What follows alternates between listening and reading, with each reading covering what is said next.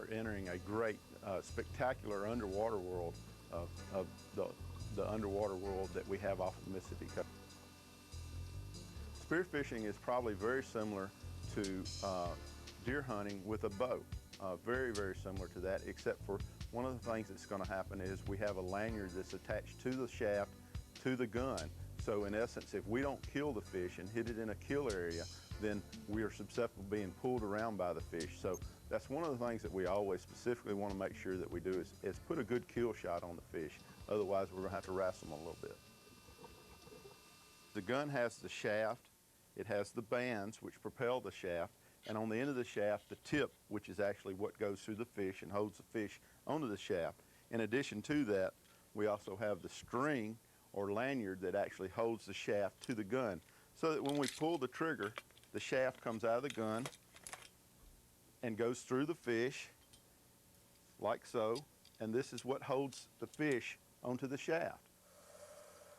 Our target species that we primarily target are going to be snapper, grouper, amberjack, lemonfish, scamp, and some flounder. What we're going to do is when we get in the water and we get to the oil rig or to the wreck, to the dive site that we're diving, is once we get in there, we will actually put the gun on safety and go ahead and cock the gun, making sure that the gun is prepared properly for the hunt.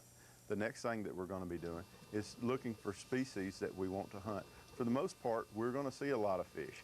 We've got to make sure that the fish are legal length, and we have to know the game laws to do that, and we should have prepared for that ahead of time. But as we're looking around, we're going to be identifying the fish species that are there, the ones that are going to be most desirable or the target species that we're going for.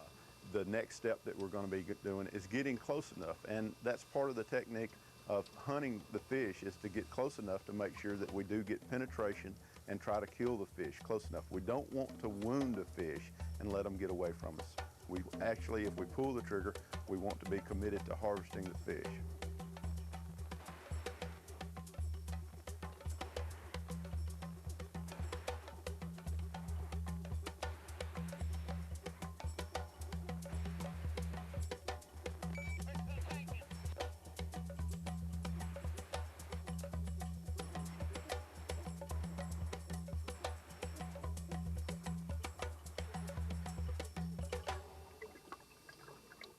Look like you got dinner, man. We got it. Big one. That one's probably about 75 to 80 pounds. I noticed you had a little struggle down there with him. Yeah, a fish that size, if you don't get a good shot on him, which I got a pretty decent shot on him, but they're pretty tough to kill. So I kind of roped him to the rig and let him wear himself out. All right, these are scamp. This is about 10 pounds. This is about 12 pounds. They're about 110, 115 feet. Fine eat. Well, I missed one, and then the slide stuck on my gun, so, you know. But that happens. That happens. That was a beautiful dive. It really was. It's blue. It is so clear. It's great. Generally, we're in international waters whenever they're spearfishing at the rigs and stuff, and there basically are no rules set up by the states that govern them while they're out here. But when they return to the Mississippi state waters, they have to have a pelagic license in order to harvest pelagic fish from the rigs. Most charter boats have those, and they're covered under a blank license that's held by the boat, and that's the way that we do it on here. What we see when we get in the water is going to be the shallow water species, which is going to consist of mostly tropical fish, and we will occasionally see a lemonfish. As we go down, we'll see amberjack, snapper, grouper. The maximum sport diver limit's 130 feet, and so we don't ever go any deeper than that. These fish aren't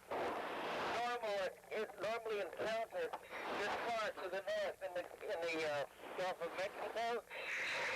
But structures like this out in deep water provide them with an area they can be attracted to. I say attracted to, they settle out of the plankton on these structures.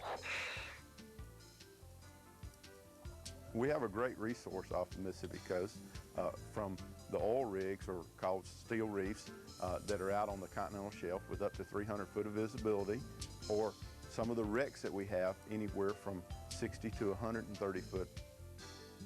And diving the oil rigs is a very specialized thing that so many of us can get into, that it's just great that it's available to the public today to be able to go out and see what we can see. There's people that have been all around the world and world travelers and haven't seen what some of the things that we do see off of the Mississippi coast.